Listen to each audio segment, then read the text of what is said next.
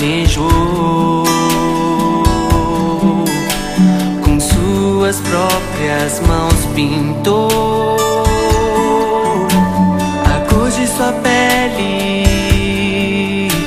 os seus cabelos desenhou cada detalhe num toque de amor.